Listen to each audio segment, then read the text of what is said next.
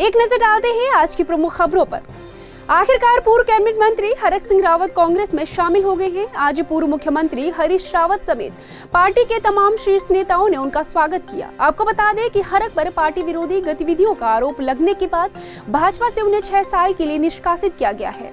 हरक को विगत रविवार को भाजपा से निकाला गया था। सूत्रों से मिली जानकारी के मुताबिक एक टिकट की शर्त पर हरक की कांग्रेस में वापसी हुई है। पार्टी से या तो हरक सिंह रावत को या फिर उनकी बहू को टिकट मिल सकता है।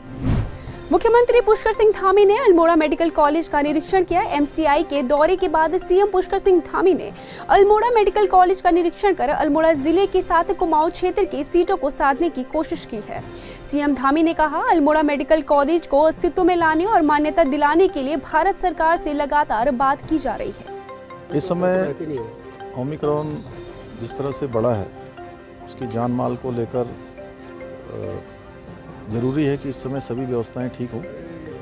उसी क्रम में मैं आज मेडिकल कॉलेज भी गया था, देखा है, और मैंने पिछले दिनों सुशीला तिवारी मेडिकल कॉलेज का भी निरीक्षण किया था। उस दौरान भी वहाँ की व्यवस्थाओं को भी मैंने देखा था कि सभी प्रकार की जो व्यवस्थाएं होनी चाहिए बच्चों के लिए, और वेंटिलेटर, आईसीयू बेड और ऑक्सीजन के प्लांट वहाँ पर काम कर रहे हैं कि नहीं कर रहे हैं, कितनी व्यवस्थाएँ हैं। और पूरे प्रदेश की भी हमने लगातार समीक्षा हम इसको लेकर कर रहे हैं। आचार संहिता लगी हुई है, लेकिन चूँकि जानमाल की सुरक्षा बहुत आवश्यक है, उसको लेकर मैं मेडिकल कॉलेज गया था। वहाँ की व्यवस्थाओं को देखा है, उनको कहा है कि कहीं पर भी अगर किसी भी प्रकार की ज़रूरत पड़ती है, किसी को आवश्यकता पड़ती है, तो हर संभव जो है वहाँ पर ये व्यवस्थाएं होनी चाहिए। उसके लिए अगर राज्य सरकार की तरफ से कोई ज़रूरी इंतजाम है तो हमने हर विभाग के नोडल अधिकारी भी इसके लिए बना दिए हैं और लगातार हम इसकी समीक्षा कर रहे हैं प्रादेशिक स्तर पर भी। और माननीय प्रधानमंत्री नरेंद्र मोदी जी ने पूरे देश के मुख्यमंत्रियों के साथ इसकी समीक्षा की थी। उसमें हमारे उत्तराखंड के बारे में भी विशेष रूप से उन्होंने इस पर ध्यान दिया है। स्वतंत्र और निष्पक्ष तरीके से विधानसभा चुनाव संपन्न कराने को लेकर मतदेय स्थलों पर निगरानी बनाए रखने को लेकर मंडल मुख्यालय पौड़ी के प्रेक्षागृह में 3 दिवसीय वेबकास्टिंग प्रशिक्षण कार्यशाला का आज समापन हो गया है। वेबकास्टिंग का जो प्रशिक्षण कार्यशाला जनपद के अंदर अपनाई गई, वो 3 दिवसीय कार्यशाला संपन्न हुई है। इसमें 6 विधानसभाओं के हमारे टोटल 947 मतदेय स्थल हैं, जिसमें से जो स्पष्ट जो दिशा निर्देश हैं 50% मतदेय स्थलों पे वेबकास्टिंग का कार्य किया जाना है। तो जनपद में जो है 472 मतदेय स्थलों पे वेबकास्टिंग का कार्य सुनिश्चित किया जा रहा है। वेबकास्टिंग मुख्य रूप से जो मतदेय स्थल पे जो भी गतिविधियाँ होंगी उसका जो लाइव स्ट्रीमिंग रूम हम मुख्यालय में स्थापित करेंगे और वहाँ से उसका सीधा प्रसारण होगा। वेब कैमरे में उसकी रिकॉर्डिंग भी रखी जाएगी। और जैसे अगर किसी गणना के टाइम पे M1 शिकायत होती है कि उस मतदेय स्थल पे गड़बड़ी हुई है, बोगस वोटिंग हुई या धन वितरण हुआ है या बूथ कैप्चरिंग, तो खैर यहाँ पे नहीं होती है। इस तरह की जो भी अवैध गतिविधियाँ मतदेय स्थल पे होती है उसकी रिकॉर्डिंग उस टाइम काम आएगी। थराली विधानसभा सीट पर भाजपा के भोपाल राम टमटा को प्रत्याशी बनाए जाने के बाद दावेदारों की नाराजगी थमने का नाम नहीं ले रही है। थराली से सिटिंग विधायक मुन्नी देवी शाह सहित पूर्व विधायक गोविंद लाल शाह, भाजपा प्रदेश मंत्री बलवीर घुनियाल और भाजपा नेता नरेंद्र भारती नाराज चल रहे हैं। सभी ने अपने बयान जारी कर टिकट वितरण पर प्रश्न चिन्ह लगाते हुए नाराजगी जाहिर की है। जो थराली विधानसभा से मेरा टिकट कटा, एक तो मुझे संज्ञान में नहीं लिया गया, जिसके लिए कि मैं नाराज़ भी हूँ। और मैं पार्टी नेतृत्व से पूछना चाहती हूँ कि किस बेस पे मेरा टिकट कटा। मैंने इस विधानसभा के लिए ऐसे ऐतिहासिक काम किए कि जिस सीट पे 15 सालों से पुरुष विराजमान थे, उन्होंने एक पत्थर इधर का उधर नहीं किया। आज इतने अच्छे काम करने के बावजूद 2-2, 3-3 महाविद्यालय खोलने के बाद, हॉस्पिटल का उच्चीकरण करने के बाद, इतने दुरुस्त और बृहद क्षेत्रों में रोड पहुंचाने के बाद जो मेरा टिकट कटा, मैं शीर्ष नेतृत्व से पूछना चाहती हूं कि किन कारणों से मेरा टिकट कटा। 100% 4 ब्लॉक की जनता मेरे साथ थी और आज मेरा टिकट काट के एक कांग्रेस पृष्ठभूमि के व्यक्ति को टिकट चला गया, तो आज जनता आहत है कि हम किसके साथ खड़े रहेंगे। तो इस पे मेरे कार्यकर्ता बराबर संपर्क में हैं और आगे की रणनीति भी मैं बना रही हूँ। यदि सारे कार्यकर्ता मेरे साथ हैं तो मैं निर्दलीय चुनाव भी लड़ सकती हूँ। अल्मोड़ा में महिला कांग्रेस की राष्ट्रीय सचिव आकांक्षा ओला ने प्रेस कॉन्फ्रेंस कर कहा कि अमर जवान ज्योति पिछले 50 सालों से अनवरत जल रही है। ये हमारे शौर्य, साहस, बलिदान और स्वाभिमान का प्रतीक है। ज्योति हमारे सैनिकों की शौर्य की, वीरता की का प्रतीक है। उन्होंने पाकिस्तान से लड़ाई में 1971 में पाकिस्तान के 2 टुकड़े कर बांग्लादेश बनाया था। तब वो प्रज्वलित की गई थी इंडिया गेट पे। आज उसको वहाँ से हटाकर वॉर मेमोरियल में मिलाया जा रहा है। ये उनकी शहादत का मान है और देश इसको कतई बर्दाश्त नहीं करेगा। बीजेपी में प्रत्याशियों की पहली लिस्ट जारी होने के बाद चुनावी संग्राम तेज हो गया है। कुमाऊं में वोटरों को साधने और बीजेपी को बढ़त दिलाने के लिए सीएम पुष्कर सिंह धामी ने चितई मंदिर में चुनावी बिगुल की शुरुआत की। चितई मंदिर पहुंचे सीएम धामी ने गोलू दरबार में माथा टेका और पूजा अर्चना की। कि ये जो लोकतंत्र का महापर्व है, चूँकि इस समय में महामारी भी है, लोकतंत्र का पर्व भी है, गोलू देवता हम सब पर कृपा करें और ये निर्विघ्न रूप से सारी प्रक्रिया संपन्न हो और पूरे प्रदेश में सभी लोग सुख समृद्धि से रहें।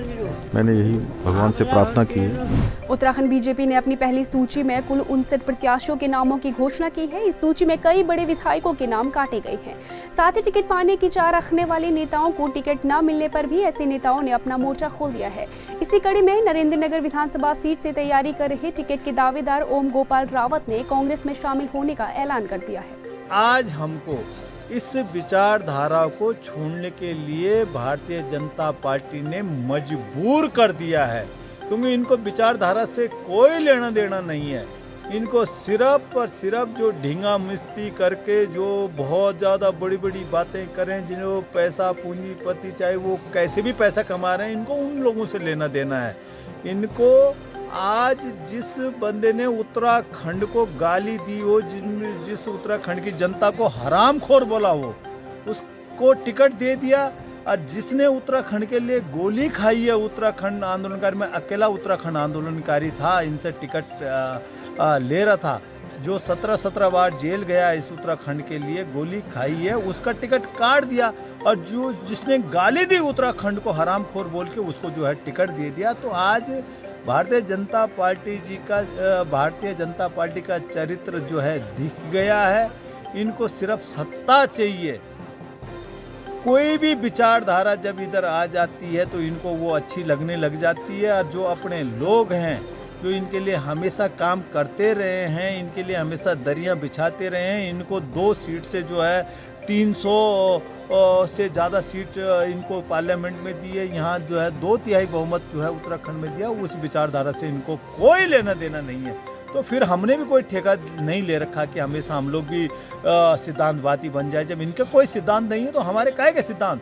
तो अब मैं अपनी पूरी जो हमारी पूरी यूथ है, पूरी हमारी नरेंद्रनगर विधानसभा का है कि उन्होंने भी ये मन बना दिया है कि हमको भी इस विचारधारा की तिलांजलि देनी है। आज मैं भी जो है पार्टी बदलने के लिए जो है पहली बार मजबूर हुआ हूँ दूसरी विचारधारा में जाने के लिए। अब मैं जो है कांग्रेस पार्टी की ओर में जा रहा हूँ। वहीं द्वाराहाट से बीजेपी विधायक महेश नेगी ने भी अपना टिकट कटने पर इस पार्टी के कुछ नेताओं पर गंभीर आरोप लगाए हैं। मुझे इसी बात का सबसे ज़्यादा बड़ा दुख है कि सबसे अधिक कार्य करने के बाद मेरा टिकट कटा। कुछ लोगों ने साजिशन, इसमें बहुत बड़ी गहरी साजिश की गई और कुछ लोगों ने मेरे टिकट कटवाने के लिए अपोजिशन के साथ मिलकर कार्य करने का काम किया। उत्तराखंड में सभी 70 विधानसभा सीटों के लिए नामांकन की प्रक्रिया शुरू हो गई है। बागेश्वर में नामांकन को लेकर सभी व्यवस्थाएं चाक चौबंद कर दी गई हैं और नामांकन की प्रक्रिया भी शुरू हो गई है। बागेश्वर में स्थित दोनों विधानसभा निर्वाचन क्षेत्रों से चुनाव लड़ने वाले उम्मीदवारों के नाम निर्देशन पत्र दाखिल करने हेतु स्थान एवं कक्ष निर्धारित किए गए हैं। बागेश्वर और कपकोट दोनों विधानसभाओं में नामांकन हेतु सभी व्यवस्थाएं और तैयारियां पूर्ण कर ली गई हैं। जिलाधिकारी बागेश्वर विनीत कुमार ने तहसील सदर बागेश्वर में नामांकन स्थल का जायजा लिया और कहा कि सभी व्यवस्थाएं चाक चौबंद कर दी गई हैं। एमसीसी के जितने भी सारे जो प्रोविजंस होते हैं उनका एनफोर्समेंट के लिए भी हमारे वेरियस टीम्स हमारी गठित है और एक्सपेंडिचर को देखने के लिए भी हमारी जो है FST और SST ऑलरेडी हमने गठित करके उनको तैनाती कर दी है। आज जो है क्योंकि नोटिफिकेशन का दिन है और नोटिफिकेशन के बाद में नॉमिनेशन की प्रोसेस जो है वो हमारी शुरू हो जाती है, तो उसी को ध्यान में रखते हुए आज हमने यहाँ पे जो हमारे RO बागेश्वर है जहाँ पे वो नॉमिनेशन फॉर्म्स रिसीव करेंगे उसका निरीक्षण किया है। और यहाँ पे बेसिकली सिक्योरिटी मेजर्स क्या लिए गए हैं, साथ साथ में हमारे जो CCTV कैमरास हमें जो लगाने होते हैं वो सबका हमने आज निरीक्षण किया है। और हमने अभी तक यही पाया कि जो भी व्यवस्था यहाँ पे होनी चाहिए वो लगभग सारी व्यवस्थाएं जो है वो RO के माध्यम से यहाँ पे की गई है। उत्तराखंड क्रांति दल डेमोक्रेटिक पार्टी के युवा कोटद्वार प्रत्याशी रोहित डरियाल ने कोटद्वार सीट से पौड़ी मुख्यालय में पहुंचकर किया अपना नामांकन। युवा प्रत्याशी ने क्षेत्रीय दल को आगे के लिए बताया अपना विजन। उन्होंने कहा कोटद्वार से अपना विजन, कोटद्वार में युवाओं को रोजगार दिलवाने के लिए कोटद्वार में फूड प्रोसेसिंग प्लांट लगाने और पर्यटन गतिविधियों को आगे बढ़ाने का दावा किया। अगर आप हमें फेसबुक पर देख रहे हैं तो हमारे फेसबुक पेज को लाइक करें, यूट्यूब पर देख रहे हैं तो हमारे चैनल को जरूर सब्सक्राइब कीजिए और बेल आइकन दबाना ना भूलें। उत्तराखंड की तमाम छोटी बड़ी खबरों को जानने के लिए बने रहिए हमारे साथ।